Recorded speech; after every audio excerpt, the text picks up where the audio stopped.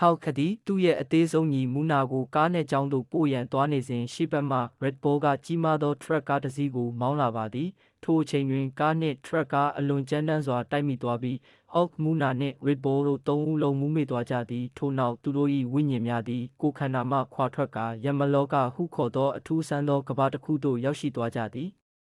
ယမလောကတွင်မြင့်မားသောတောင်တန်းများမီးလိုတောက်ပနေသောမြေပြင်နှင့်ကြီးမားသောတံခါးများကိုတွေ့မြင်ရသည်မူနာနှင့်ဟော့ကတို့ရှေ့သို့ဆက်လက်လျှောက်လာရာအကြီးမားဆုံးကြောက်တုံးတိုင်တစ်ခုကိုတွေ့ရပြီးထိုတိုင်ပေါ်တွင်ဒီကမ္ဘာ၏ဘုရင်ယမရာဇာနှင့် Black Bull တို့အကြားမဟာစစ်ပွဲဖြစ်ပွားမည်ဒီစစ်ပွဲတွင်ယမရာဇာကိုအနိုင်ရသူသည်ယမလောက၏ဘုရင်အသစ်ဖြစ်မည်ဟုရေးသားထားသည်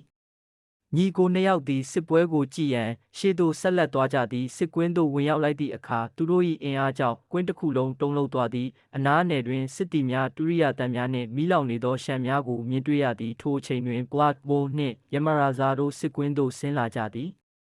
ပထမအကြိမ်တိုက်ခိုက်ရာတွင်နှစ်ဦးလုံးတူညီသောအင်အားဖြင့်တိုက်ခိုက်ကြသည်ထို့နောက်ယမရာဇာသည်သူ၏အင်အားအလုံးကိုအသုံးပြုကာ Black Bull ကိုမြေပြင်သို့ပစ်ချလိုက်ပြီး Black Bull သည်အနိုင်ရှုံးသွားသည်ကွင်းတစ်ခုလုံးစိတ်ငြိမ်သွားသည်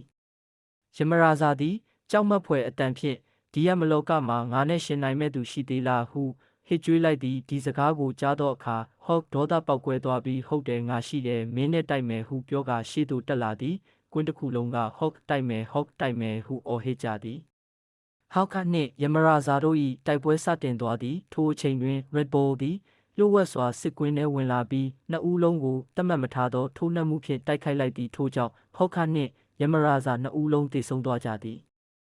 Red Bull သည်ကွင်းအလယ်တွင်အခုဒီနေရာရဲ့ဘုရင်ကငါပဲငါထက်အင်အားကြီးသူရှိသေးလားဟုအော်ဟစ်ကြွေးကြော်သည်ထိုအချိန်တွင်မူနာသည်သူ့အကို၏အလောင်းကိုမြင်ပြီးငိုကြွေးကာငါအကိုရဲ့အရှုံးကိုမဖြစ်မနေပြန်လည်လက်စားချေမယ်ဟုကတိပြုသည်